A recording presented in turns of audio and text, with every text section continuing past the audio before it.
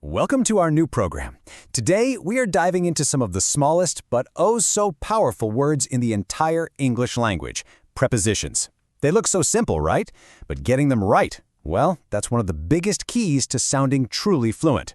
So if you've ever found yourself struggling with them, you're going to want to stick around because we're about to bring some serious clarity to the chaos. So what even is a preposition? Well, think of it like the connective tissue of a sentence. I'm talking about words like in, on, at, from, to. They're the glue that establishes relationships. They tell us where something is, when it happened, or how different ideas are connected. Honestly, without them, our sentences would just be a big jumble of disconnected words. But here's the catch, isn't it? For being so important, these tiny little words cause a huge amount of trouble. I mean, if you've ever sat there feeling completely frustrated, trying to decide between in, on, or at, trust me, you are definitely not alone. It's one of the most common pain points, even for people who are really advanced learners. Okay, let's dive into this. The heart of the problem is that prepositions are really the unsung workhorses of English. A single one can have a bunch of different meanings, and how we use them is often idiomatic, which is just a fancy way of saying it doesn't always follow a clean, logical rule. It's a system, for sure, but it's a system with a lot of hidden corners. But what if I told you there is a core principle that can bring order to a huge chunk of this chaos?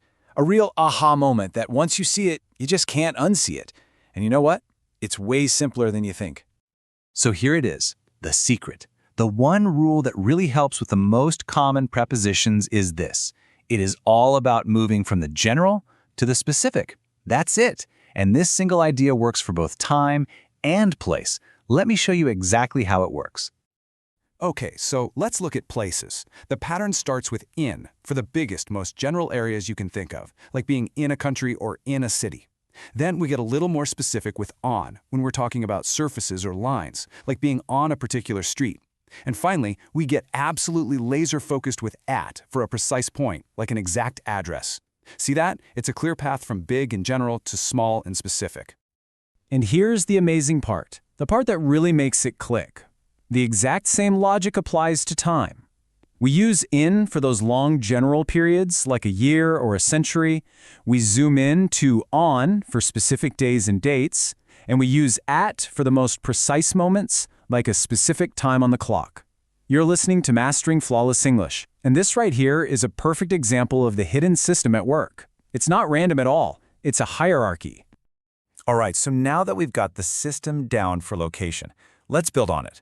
The next key distinction to really nail this is understanding the difference between a static place, just being somewhere, and active movement, because here, the verb you use changes everything.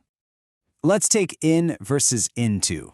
In just describes a state of being, a static location. The cat is in the box. Simple. But if there's a verb of motion, like jump, walk, run, you need into. The cat jumped into the box. See? It shows the action of entering.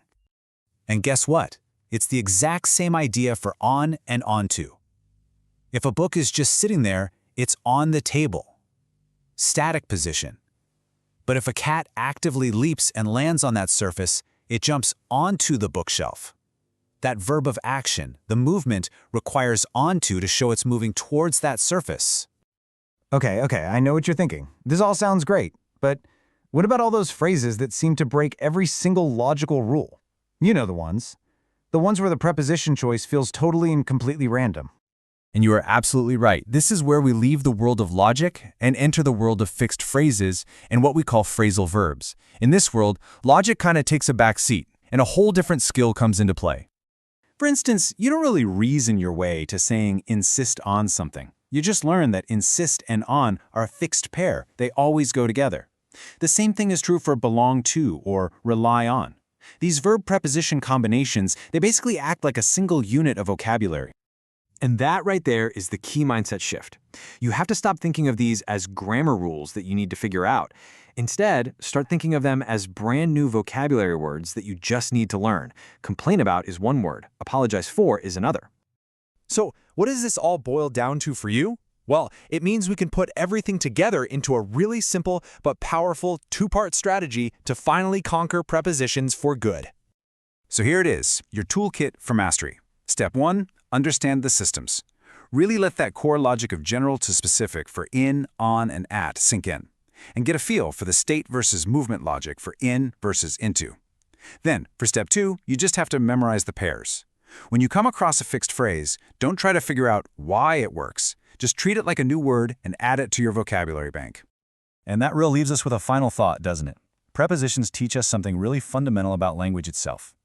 Is mastering a language all about memorizing thousands of individual rules, or is it more about finding those hidden systems that govern them, while also knowing when to just accept the exceptions?